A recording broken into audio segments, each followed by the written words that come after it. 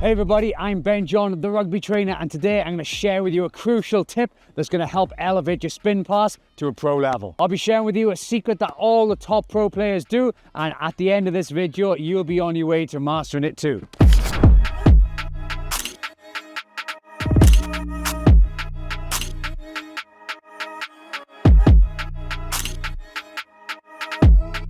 Do check out how effortlessly they make those spin passes. So let's break down this spin pass technique. Let's go. The key to a great spin pass is making sure you're working both hands together. Coaches often say the bottom hand spins it whilst the top hand guides it. But here's the twist. In order for us to get a perfect tight spin pass, we need to make sure we are working both hands simultaneously in harmony, releasing the ball together. And I'm going to give you 3 tips on how we can do that. Tip number 1, let's have a look at this bottom hand and how we can get the best out of it. I see a lot of this when players are passing. Their fingers and thumbs all point in the same direction. So they're passing like this, fingers, thumbs are down the ball. But if I turn this ball over, I've got big hands, okay? If I turn this ball over, I've got no control of that ball. So the first thing we want to do is make sure we've got an active hand so we can grip this ball. So what I like to do is thumb up, hand spread, and place that ball at the lower back of the ball, okay? So we're not at the bum of the ball, we are at the lower back of the ball. So thumb, hand at that position. And if I do turn the ball over now, because my thumb is stretched across the ball, so it's pointing to the direction I want to pass the ball. So my thumb is pointing that way, and that's where I want to pass the ball. If I'm practicing to myself and I'm doing vert, I put the thumb up and I point the thumb to where I want the ball to go. So thumb, hand, place the ball at the back of the ball, okay? The lower back of the ball, we're in that position. So that's what I want. Nice spread hands. I'm not gripping the ball really tight. A soft grip on that ball. So then if I want to rip that ball, I can, okay? I got real good control of that. Again, I'm not putting my hand at the bottom. I do see a lot of this. This is like an egg cup, I call it.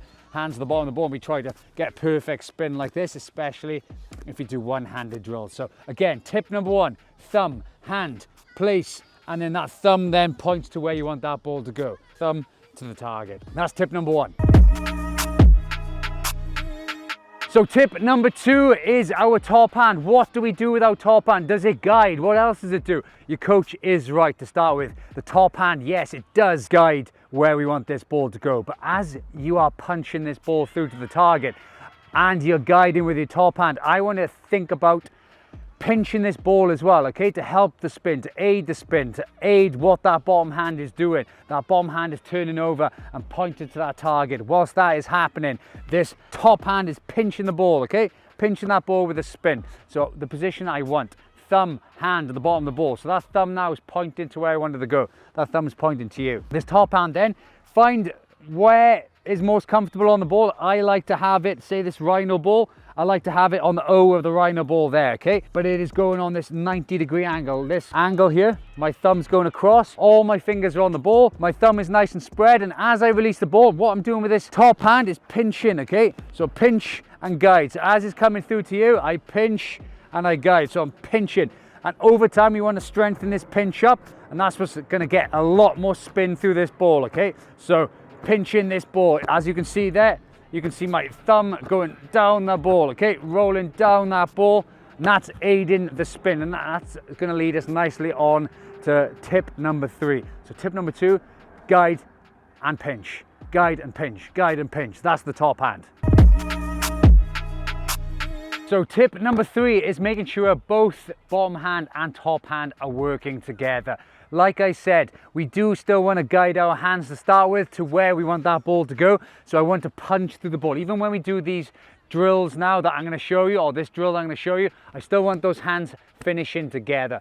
But yes, they're working together as well, okay? The reason why we have these corkscrew passes like this, like so, is because both hands aren't releasing the ball at the same time. So again, bottom hand, we've got that thumb, hand. One thing about this bottom hand, I want to turn my wrist ever so slightly around the ball, okay? I do see a lot of players with dead straight wrists, and they try to spin the ball. What they have to do then is throw their elbow around the ball. So if you are one of those, please comment below, let me know, and I'm gonna give you more tips on how we can improve that. But all I want you to do is think about turning that wrist ever so slightly around the ball. Now, as you're ripping that ball, you can roll that ball off your fingertips and through. So everything's going through that ball, and that just starts off with that little corked wrist. And then we have that hand then, the top hand on the top of the ball. And then all I want you to practice start with is little spins. So you the ball's kind of just leaving your hand. So you just work on releasing the ball and pinching at the same time, okay? So that top hand's pinching, the bottom hand's rolling. Roll and pinch at the same time. This is the drill I want you to do in your house. You can walk around your house and do this. It's just pinch and spin, pinch and spin, pinch and spin.